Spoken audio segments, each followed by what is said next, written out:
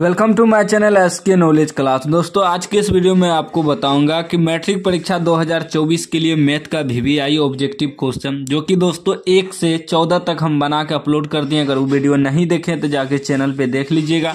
इस वीडियो में 15 से आगे आपको बताऊंगा और ध्यान से समझना। आपको जब तक समझिएगा नहीं तो एग्जाम में हल नहीं कर पाइएगा, क्योंकि मैथमेटिक्स है, इसमें अंक वगैरह चेंज हो जाता है। तो ध्यान से आपको देखना है, बस समझना है। सवाल कर रहा है 15 नंबर, यदि समीकरण 4x² माइनस 3kx प्लस 1 बराबर 0 के मूल बराबर हो तो k का मान निकाले। k बराबर यानी कि k का मान निकालना है। इसमें देखिए दोस्तों, समीकरण में हमें a बराबर हो जाएगा x² का गुणांक 4। उसके बाद b बराबर हो जाएगा -3k। ठीक, x को छोड़ के b का मान होता है x का गुणांक। ठीक, उसके बाद c बराबर हो जाएगा अचर पद 1। अब यहाँ करा मूल बराबर है, तो मूल बराबर है कब होगा, हम पहले भी बताए थे कि अगर d बराबर 0 हो तो मूल बराबर होता है। लिखेंगे मूल बराबर होंगे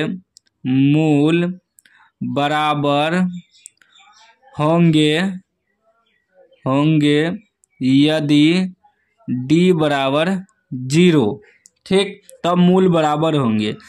तो d का सूत्र क्या होता है दोस्तों, d का सूत्र होता है b² माइनस 4ac बराबर 0 रख देंगे। ठीक, तो b आपका क्या है -3k, इसका स्क्वायर कर देंगे -4 गुना a गुना c, a की जगह 4 है गुना c की जगह 1 है बराबर 0।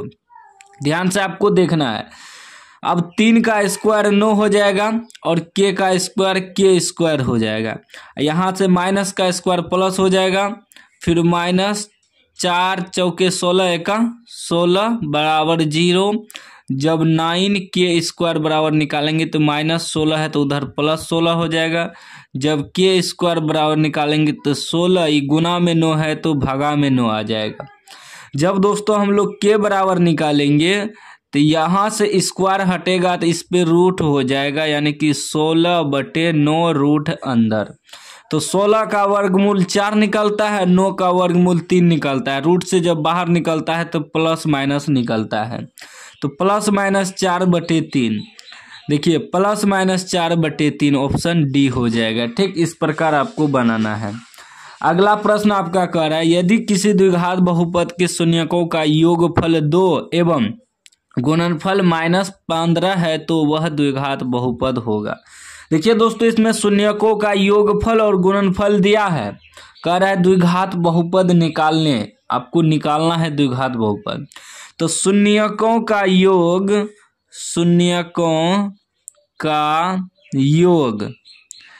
किसे कहते हैं, अल्फा प्लस बीटा को, शून्यकों का योग। तो शून्यकों का योग कितना दिया है, 2 है। योगफल या योग, इसको ध्यान से समझना है। इसमें अंक चेंज कर देगा, लेकिन अगर नियम सीख जाएंगे द्विघात समीकरण निकालने तो आराम से निकाल देंगे। अगर दिया रहे शून्यकों का योगफल, लिख देंगे शून्यकों का योगफल, यानी कि अल्फा प्लस बीटा को ही योगफल कहते हैं। योगफल बराबर 2। उसके बाद गुणनफल, शून्यकों का गुणनफल जिसे अल्फा इंटू बीटा कहते हैं। तो अल्फा इंटू बीटा दिया है ना, गुणनफल कितना हो जाएगा -15। ठीक, लिख देना। अब सूत्र होता है द्विघात बहुपद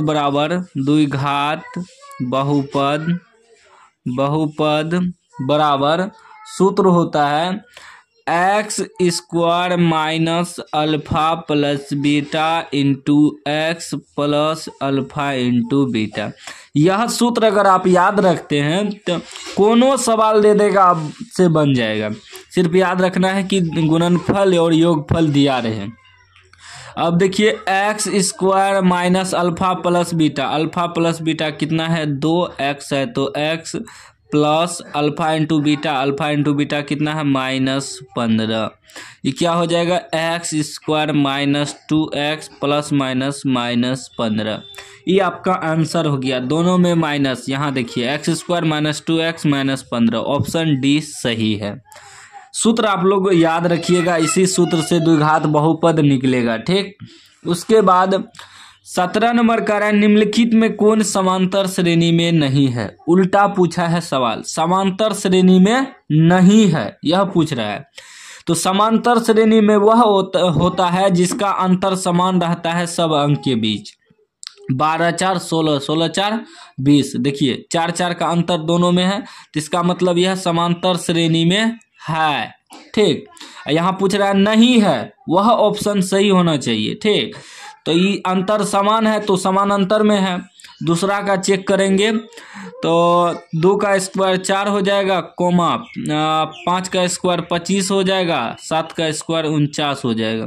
25 में से 4 घटाएंगे चेक करने के लिए अंतर समान है या नहीं। 25 में से 4 घटाएंगे तो 21, फिर 49 में से 25 घटाएंगे कितना बचेगा 49 में, फिर तीसरा में दूसरा घटाएंगे। देखिए चेक करने के लिए क्या करते हैं, दूसरा में पहला घटाते हैं तो 16 में से 12 घटाएंगे 4 निकलेगा, फिर तीसरा में दूसरा घटाएंगे 20 में 16 घटाएंगे 4, ये दोनों 4 4 आ गया, समान आ गया। इसका मतलब यह एपी में है। यहाँ पूछ रहा है कौन नहीं है, तो इसको चेक करेंगे तो 25 में से 4 घटाएंगे 21 निकला। अब इस 49 में से 25 घटाएंगे तो 9 में से 5 घटेगा 4, 4 में से 2 घटेगा 2, 24। देखिए दोनों अलग अलग आ गया, इसका मतलब यही एपी में नहीं है। ऑप्शन बी सही होगा। जो एपी में रहेगा उसका अंतर समान रहेगा, जो एपी में नहीं रहेगा उसका अंतर समान नहीं रहेगा, अलग अलग रहेगा। उसके बाद कह रहा है समांतर श्रेणी √2, √8, √18, √32 का सार्व अंतर है। सार्व अंतर निकालना है दोस्तों, सार्व अंतर यानी कि डी निकालना है।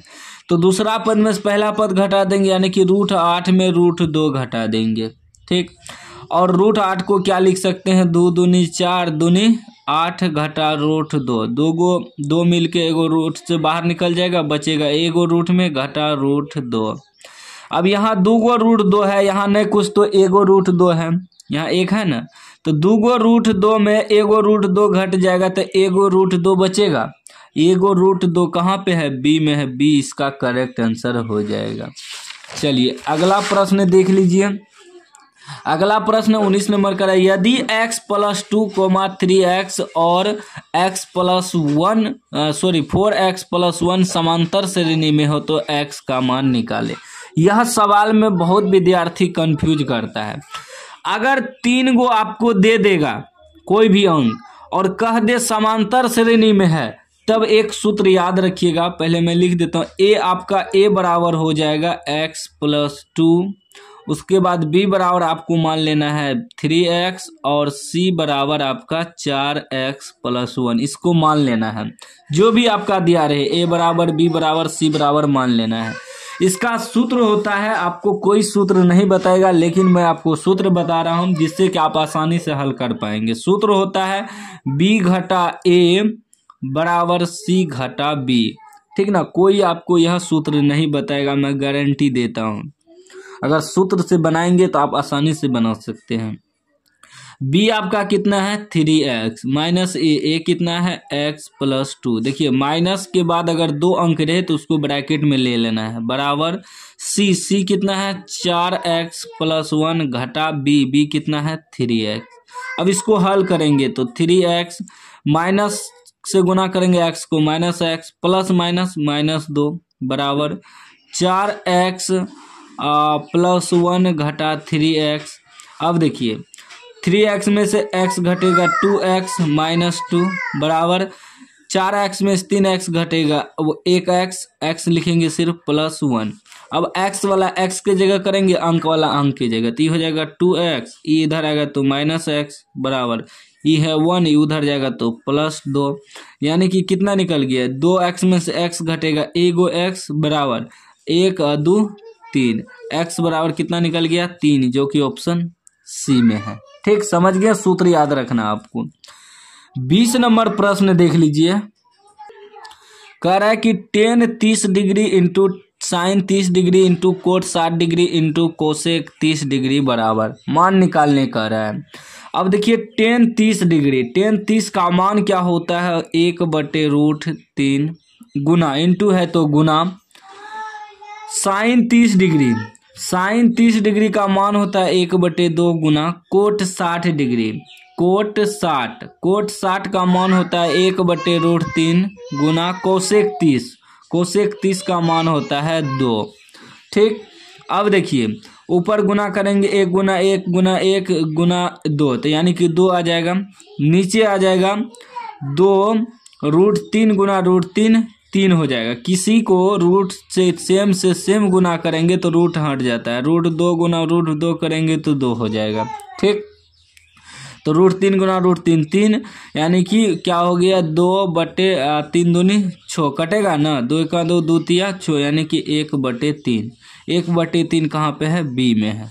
ठीक, उसके बाद देखिए कह रहा है कि समांतर श्रेणी 10,7,4 ... का 10वां पद है। देखिए दोस्तों समांतर श्रेणी आप लोग जानते होंगे, प्रथम पद आपका पहला पद हो गया जिसे ए से सूचित करते हैं, कितना हो गया 10। उसके बाद होता है सार्व अंतर यानी कि डी से सूचित करते हैं। डी कैसे निकालते हैं, दूसरा पद में से पहला पद घटाते हैं, 7 में से 10 घटाएंगे तो -3 आएगा, क्योंकि कम में से ज़्यादा घट रहा है। उसके बाद कौन पद कर रहा है निकालने, उसे n मानते हैं, 10वां पद कर रहा है तो n = 10। अब हमें an या tn भी कहते हैं। सूत्र होता है a + n - 1 × d। a आपका कितना है, a आपका है 10 + n - 1, n आपका 10 है घटा 1 × d कितना है -3। सूत्र याद रखिएगा, सवाल बन जाएगा। 10 में से 1 घटेगा 9 गुना -3, तो ये हो जाएगा 10 + - 9 तिया 27। अब देखिए 10 में 27 घटाएगा -17 ऑप्शन सी में है। तो इस प्रकार आपको बनाना है, और नेक्स्ट वीडियो चाहिए तो कमेंट कीजिएगा, हम अगले ऑब्जेक्टिव का वीडियो बना के अपलोड कर देंगे।